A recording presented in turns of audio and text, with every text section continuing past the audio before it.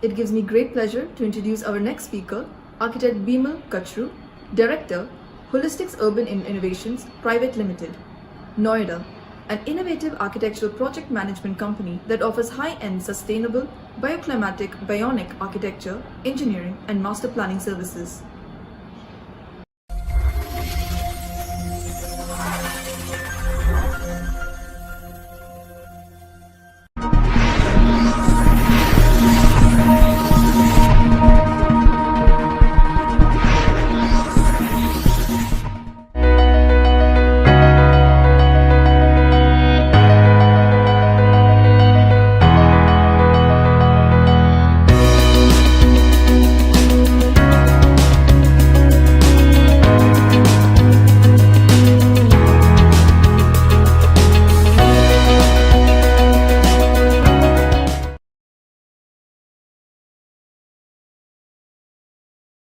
Good evening to the Fraternity of Architects and Planners.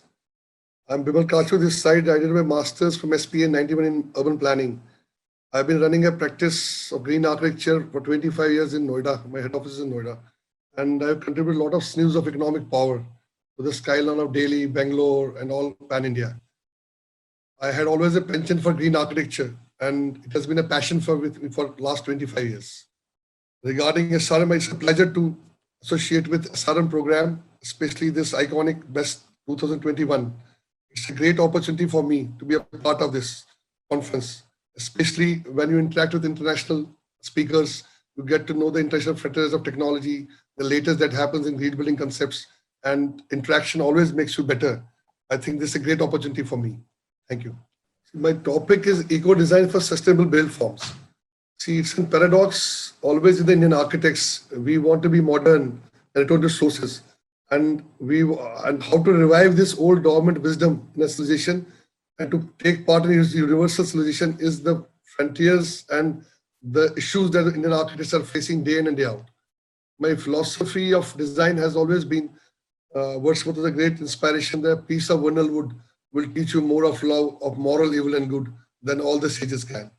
Though it's a very simple statement, but carries volumes and volumes of design philosophy in it. See, ecological design is nothing, it's basically air, water, and land, climate, soils, whatever affects the built form directly. There are about 3,200 systems. I have not been able to put all these systems here, we'll make a jargon of technical this. So there are 32 systems which work on one built form. Maybe a group housing, maybe an IT park, maybe in a college. The ecology design should take into account all these systems and adequately duplicate the complexity of natural ecological systems. It should know the Mother Earth as the supplier of energy and material resources. The whole system should know how to recycle, reuse, and revisit all the wastes that exceed the capacity of the environment in these days, especially plastic and electronic waste. The designers should have expertise to be critically expanded in terms of wisdom, to include sensitivity, economic analysis, operation during useful life and life cycle costs. See, the theoretical framework for ecology design is very simple. You have every system. When you come next to the presentation, you'll find out how HUIPL has designed building systems. So generally a system has output and input. There's a process in which there's a benefactor, there's a beneficiary, there's an obtruder, there's an objective in the process. Now with all these things, if you see econometrics of ecology, sustainability and design, they should give ecologically sustainable design, which is itself a sustainable concept. So you come from part to whole, you come from whole to part. It's better to come from whole to part in this case. So the systems of operation should sustain the building in life cycle cost for 80 years. It should be systematic, comprehensive, and environmental impact assessment should be minimum. It should remind that the scope of anticipated non-impacts of environment that on a human body, like we have wellness index now, we have the indices coming out, and have one look interaction for emphasis on importance of single factor that is producing no lapses in design. See, I personally believe with my 25 years, 30 years of experience in design, it's very simple. The design emanates from 5 elements of life only. That's earth, fluid, spirit, air, and fire. If all architects know, whether it's biomass, built form, or ecology, these are somehow related in some alpha, beta, or gamma way with the whole process. See, whenever we design buildings at HUI, we have these objectives that we want to create a state of, generally all architects have this. They want to create a state of art, futuristic buildings. They want to benchmark it with the best in India. They want to aim for LEED Platinum, passive solar techniques, rotation, this thing, green vertical walls. This is where it starts. The green thinking starts. But this is where our design ends. How we have gone, basically every design process has an activity pattern and a circulation pattern. It has an activity concentration and a circulation concentration. How to delineate it properly is where the designer, and how to make it interact with the environment. This is what's most important for any eco-design building. See, the general building goals in India right now, you see, everybody wants to have office complexes with USGBC, Terry, and B. This is all component level, the building level. But what impact it has on the biomass, the grey water system, the blue water systems, what is the effect on the total environment, and then as a component of the whole world, it needs to be seen by all architects before design them. See, I had been emphasizing in all the seminars that whenever we epitome something as best modern architecture, it is not modern architecture. We have modable grids, 8.5 for offices, 4.5 for residences. These all things are okay when it comes to the box thinking of form and function. If you actually want to see from biomimicry to bioclimatic architecture, you should see the building as a part of a larger process of biomass, as a larger process of blue systems, a larger process component of air, water, and even the temperatures that we have regarding what we call it the mitigation of the heat island effect. See, there are two phases, the building design and the master planning part of it. So if you see the eco master planning process, it has simply 4 systems. The blue infrastructure, which contains water supply, water bodies, water life, aquatic life. Then you have grey infrastructure, because water, roads, sewer lines, water circulation, grey water, and this how to do watershed management. Then you have red infrastructure, which is human body, human life, human populace inside a building, their interaction with the environment, how you have to make the walkways, their relation with built forms and the perception of the built forms. Then you have green infrastructure, which is generally landscape, green linkages, linky greens, and then a lot of ecospace. See, in the eco infrastructure, we have listed certain factors which are the objectives of a design. That whenever we do a green infrastructure planning, we should classically see and conserve natural features. Ecological connections to the whole process should be in terms of air, water, land. It should not be physical. It has to be conceptual also. Then retention of biosphere. Whatever component of biosphere is there with us in that small area we design, we contribute to that. Then prevention of air and water pollution at that component level only. And then microclimate control, which is very important in terms of mitigating the heat island effect. Then blue infrastructure, we have water conservation, where we have water harvesting, which is very old now, water conservation, water balance diets, zero discharge systems, then proper disposal of effluents, the technologies we change for slit for STPs, then accessibility of clean water and existing land use patterns, very important. Most of the projects which we do are based on authority where water is to be carried from Ganges to Noida. So we should try to see that how the whole process can be taken with less water usage, innovative water technologies, how we can put less stress on water, especially at the state level and at the national level.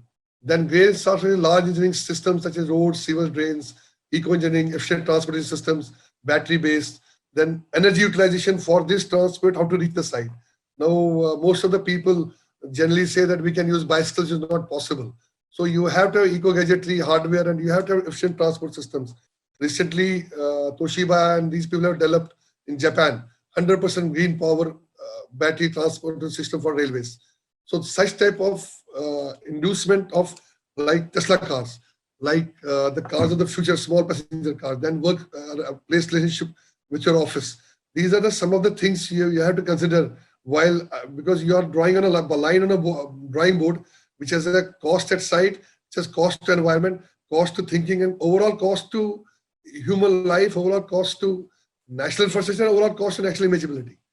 Then red infrastructure I discussed with you concerns people, spaces, proper activity concentration with their proper circulation with their interface between perceptual and intellectual spaces.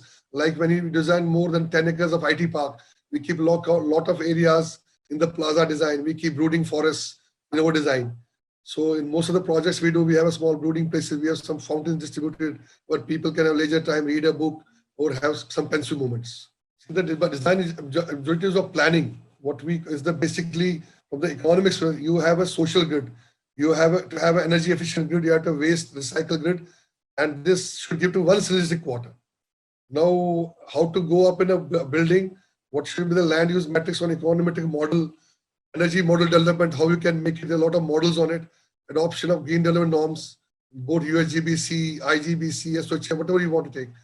Perfect blend of ecology and environment. See why generally people say ecology is a part of environment. We say it is not. Environment is based on other factors. It's based on land, water. Ecology is larger. It's on biomass, aquatic life, the natural runoffs. So we have to integrate both of them. Then you should have landscape, which can include major ski parks, theme parks, and sport complexes together. Then it should be equipped with state of our physical, socio-economic infrastructure, like net infrastructure, net connectivity, charging points, battery charging points. This is the part of the planning process now. Like 10 to 15 years back or 2 decades back, we used to see glass as a medium of showing a sleeve of economic power. Now these things are sleeves of economic power. And always now people started talking about watt per square feet in office spaces. People started talking about generic power. People started talking about wastage of power, light watts. This was not initially there. People started coming to talk to a fossil fuel level power also, cost per square feet of fossil fuels to run a complex. And then fifth generation intelligent regions we should have with full use of information communication technology. We should use technology to enhance the green mass, enhance the ecological parameters, and enhance the green parameters of development. See, this is the methodology we use generally in planning at our office at HUIPL, which we have designed over time because of our experiences. So what we do is we have a lot of 24-hour supply grid. We have connectivity systems. We understand all these factors like sustainable sites, water as per USGBC, then recycle and reuse, sustainable low energy development should be there. Then other issues of bylaws, social, has to be augmented with roads and services. And then you come with fairness development scenarios, which are both efficient, spatial wise, behavioral and perceptual wise. And then we come to sub-regional economics. What was the plot size? We did a township in Dehradun 10 years back, which was zero discharge at that time. Though it was on the bank of a river, we didn't drop a drop of water from the river. We had municipal supply and our own augmentation systems. We were first to use watershed management, rainwater cultivation tanks there, which was distributed again by gravity to the people. Now, what in India, what we miss mostly in our country is that we don't have an evaluation of or review of our build-up programs. That whenever we make a city, we never have a survey that if a city had biomass of more than 550, 20 acres, city had other requirements of greenery, which are already present, and how to save the ecological footprint. So that is where the whole thing comes. What we try, our modest effort is to save this ecological footprint and have least environmental impact on living conditions. Then in preparing the design brief, the designer has to find out basically shelter and comfort at what energy cost it is there. Now, if you see the contemporary architecture now I'm coming to the component level building design. See, if you see contemporary architecture there, after we do the planning part of it, we have green architecture also in place. We have high-tech architecture also in place. We have creative architecture. We have parts of bionic architecture in place. Now, these all styles, bionic is one thing we are now going into because all these natural shapes which are coming all over the world are based on the thought that some of our biology and plant structure is structurally safe. It is environmentally friendly. It has all the process of carbon cycles, carbon rating points, and oxygen production systems. So that forms the basis of fractal geometry. It has from top to bottom, has to be used in building design for structural efficiency, for water use, for how to take things from back atmosphere and give back into atmosphere in terms of water, how to make green covers and increase the green life, green cover for the whole concept. Now, what the hierarchy of ecosystems, we have mature, immature, and amplified ecosystems. See, when we see that 75% of the world's energy resources are forest pollution and climate changing gases are due to buildings, activities and services and transportation. We should know the role we play. What is the total quantum of pollution we create by doing these buildings? And skyscrapers have never been anti-friendly. It's a misnomer in people. They are electric guzzlers. They are a strain of infrastructure. They are a strain on power. If you design a proper, it's a steel. It's a vertical steel. What Franklin said, a 1 mile steel. It's a vertical steel which you can develop the same parameters of normal horizontal steel and better than that. In terms of green cover, in terms of oxygen pollution back to the environment, in terms of waste usage. You have more collector basin per square feet, 1,000 times than normal landform of 5 acres if you take the FAR of 3 and 5 acres. Then immature systems, we have to think very clearly that we have to allow them to grow and regenerate. Then amplified economic systems, we have to see that what is controlled burning, why we mow or selectly logged areas by biotic components. We have to be very sensitive to the steel level biotics. Now, methodology for preparation of a plan. Basically, this is a presentation. I will go fast because most of zones of information and sub-regions, it's basically master level, plan level. It's basically what should be the SWOT, what are the materials to be used. So I'm going fast on this because it's basically an additional how to go. It's basically for planners who are responsible for large-scale ecological disasters. There's another problem, how we define the monitoring, evaluation, and EF application design.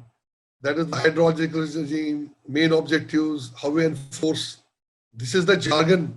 Whatever goes in environment investment, water pollution, land pollution, air pollution. You connect these, all connections have to be made by the designer before he designs a building of a scale of more than 2 acres, with a FAR of 2.5, because then he is contributing to everything. Now, second part is very important, the management of energy and materials. Now, everybody says that we have to be water positive, we have to be air positive, we have to be recycle positive, all positives are said. But when you actually come to building design, the issue starts. If you have augmented power of 5 generators, it takes all the carbon credits off from your design. So that is why the challenge for designers come. The waste, recycle of waste is the most important thing that people should consider in embodied energies, that is biomass, how to retain energy from these parameters and sectors and put them back after channelizing them properly into the building. Then material selection education has to be as per UL listed, NFPA guidelines, and that's part of design. But like reinforced concrete, it is recycled, but it's never recycled. You never get steel in the same form. There's a lot of carbonation that takes place. There is a lot of acid action. There is a lot of things that happen to carbon steel once put in casting. So these things are all theoretically done. They don't actually give any result. So while designing a concrete frame structure, you should see the embodied energy. Whatever energy has gone to steel for making that kind, does the recycled content and claddings that will go into it give you the same amount of reuse, at least 50% reuse what you are putting into. And now you know the fossil fuels, next 15 years, how the world is going to behave. It has to be power based on green fuels and solar, bioclimatic, biogases. So this is the thinking, and wind, which is, I think, the major source that will be in future because solar has issues. Now, what we want to highlight now is that how we have designed the building design into subsystems. We have a building structure system, which has directly an impact on eco-engineering, green infrastructure, and it can control the pollution activity while construction. Then the building transport system, that is the lifts, escalators, parking, travelators, corridor concept. Here is where you have to optimize energy performance in fundamental commissioning and verifications. So you should know while selecting the lift systems, travelators, and how much energy is going to be used per power per cycle. So everything has to be quantified per cycle, per square feet, power consumption into parameters. Then you have building power lighting systems. Then lighting is a very important factor. If you have proper daylights in building, daylight design, so this system can be taken care of.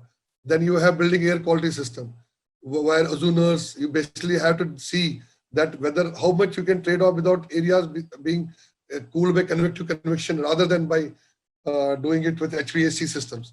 So the design of air conditioning system has to be environment friendly. It has to be as per Montreal Protocol. It has to have carbon sinks in consideration. It should be designed that way. And then you should have innovative technologies like we are doing this land pooling systems, piping systems in one of our projects in 73 in Noida. So those types of innovative technologies, vertical drafts, then floor-based ducting systems at vertical levels only, not because India, we can't afford to have 3 floors. So you can have a central shaft and there are systems of doing it. Then you have this building blue engineering. This is most important, where water supply matrix is there. Because water is another source. They say the third world war will be fought on water. So it has ingredients like water diagram, balance diagram, water treatment plant, water systems, and then water transmission for the plants. So this is where the best public health engineers that we brought in for any skyscraper or any building design, so that they have a net zero water balance and water conservation. It's not only water balance. It should be a net zero, but it should be positive than net zero. So if you see that where we have penalty of rainfalls in northern India, Indo-Gangetic plains, so the water per square feet of harvesting area into this K is called KI formula, you'll see we can store water in a building for at least use of 6 months in a multi-story building. So if it is properly designed with water tanks and purification process inside the building. So multi-stories are the best options for it, and skyscrapers are the best options for it, because you get a lot of service flows to do this type of work. Now this is a building ready infrastructure. That's the pump house, visitors, facility maintenance. It is again taken care of in the enhanced commissioning stage also. Then you have building envelope system, that is fenestration, curtain walls, facades, skylights. See, this has to be done to mitigate the heat island effect. Then you have to understand the UR. I've not gone deep into technicalities here. The UV and the IR effect, how to select glass. Then glass should be only on the northern side. Most of the architects do, so we're not gone within those things. Then building environment management systems. There's the hardscape green craft which is to be brought in now. So you have to see habitat connectivity. You have to see your project component to be part of a larger project. If you have a bigger land available for a park, make it such that it can be used by neighborhood also. Then building disaster management system, that is fire, terrestrial security, earthquakes, which has to be designed for that. Now ecology comes there also. If you are building in wetlands, those you are doomed in earthquakes. So there has to be a zoning plan for that also. That which are ecologically places fit for building buildings, which are not fit and which are adequately fit, where some kind of modification can be done. Then you have building waste management system, which we always take, that is solid waste, organic, inorganic, recyclables. This is the future of the world. Every building generates so much of recyclable waste in a square feet of more than 10 lakhs to development. So that is one area where the designer should think now, that how the recyclables can be channelized into generation of energy. Then building matrix system, that is for fenestration form. This is at the architecture level. This generally we do. Then here we have advanced energy metering, interaction with that. Generally we do orientation. We know that glass has to be north side, but you have to go deeper for getting the energy model completely the facade.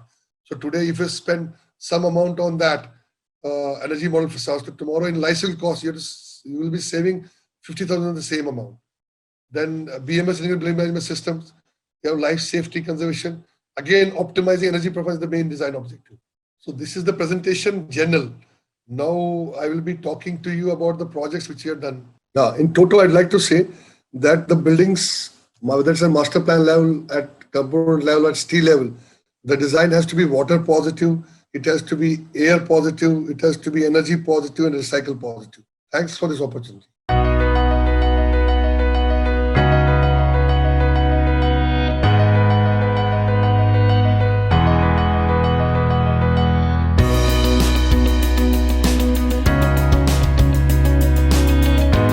Thank you, Architect Bimal Kachroo, for an insightful presentation. I'm sure our audience have learned a lot. We will now be taking a short break to play our sponsor's video, and we'll be back with our next speaker.